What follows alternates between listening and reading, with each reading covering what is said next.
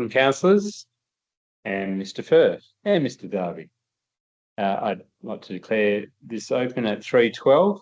Got a record of attendance, apologies, leave of absence. The declaration of this meeting is to... Through the chair, just Councillor. Oh, yes, Councillor Fox, we have an apology. Thank you. Declaration of the purpose of this meeting is to adopt the annual report for 2023-2024. Declarations of interest. Do we have any declarations of interest? No. If so, please fill in the paperwork and forward it on. Item 5, response to public question time. There is none. No public questions. I have no announcements. So we'll move straight on to item 8.1.1, adoption of the 23-24 annual report. Mr. Firth. Thank you, Mr. President. Councillors, the item in front of you today contains the annual report. Before I just touch on the annual report, I do just want to talk about the audit and the findings. Delighted to say that there was no significant findings and an unqualified audit rating with no significant findings, 2 moderate findings and 3 minor.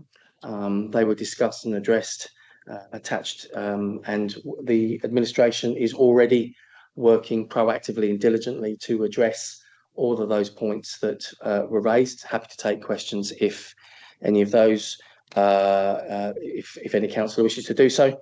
It was discussed in the Audit and Risk Committee prior to this one. I've also just pulled out a few key takeaways under the section of financial implications. I would bring to council's attention the difference between, or the variant of 215,000 that was adopted at budget versus what was the carry forward figure.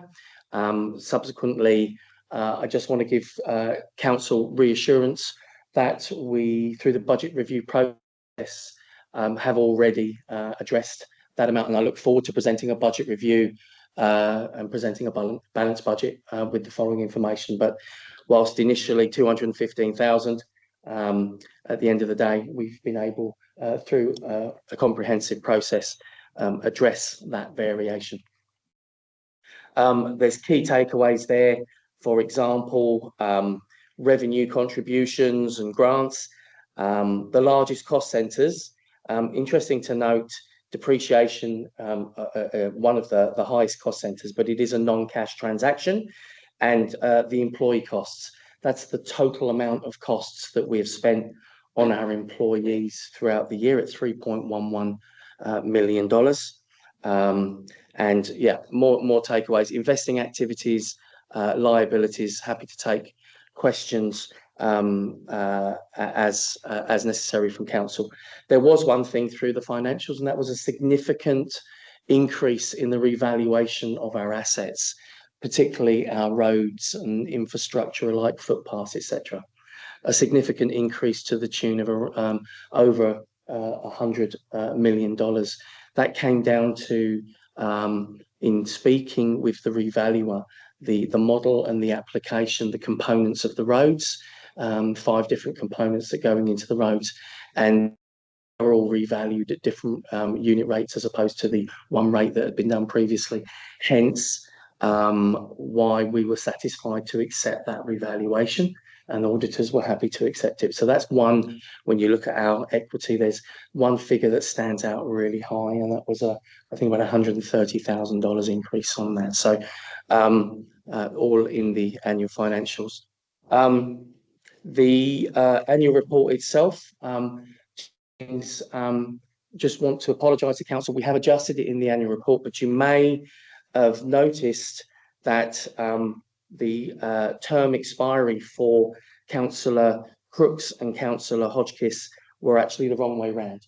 And Councillor Hodgkiss' tenure term expires in 2027. It was identified as 2025, not just the 1-2 years. And for Councillor Crooks, it now says 2027, as it now says 2025, as opposed to 2027 originally. Apologies for that slight oversight. And in the actual recommendation, the officer recommendation, just to advise council that the location of the electors meeting identified as council chambers in the copy that you've got has been amended to the Shire Hall, consistent with previous elector meetings. Other than that, the annual report was compiled in a similar manner to previous years, noting that Darren, the previous CEO, that statement I wrote on his behalf, and there was some notes from Darren with regards to including in here. So hopefully I've honoured Darren's contribution well enough for council. And other than that, I'm more than happy to take any questions or any feedback that council may have.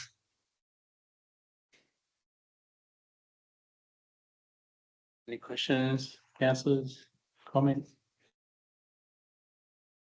So otherwise we have a recommendation that we accept the annual report. The annual elected meeting will be on the 20th of February in the Shire Hall at 3 p.m. and then we publish the annual report, so on. Is someone happy to move that? Thanks, Councillor Hodgkins. Do I have a seconder? Thanks, Councillor Hoot. All those in favour? Aye. Aye. Thank you. It's unanimous. I'm assuming Councillor Waite. Yep. Yes. Thank you, Councillor Waite. We haven't got your beautiful face on the screen. Yeah, those are passed unanimous. Item 9, no confidential items. Item 10, no new business. So I'll close the meeting at 3:19. Thank you all. Thank you. Ian Scone. Thanks, guys. Thanks. Enjoy your break and crabbing and whatever else.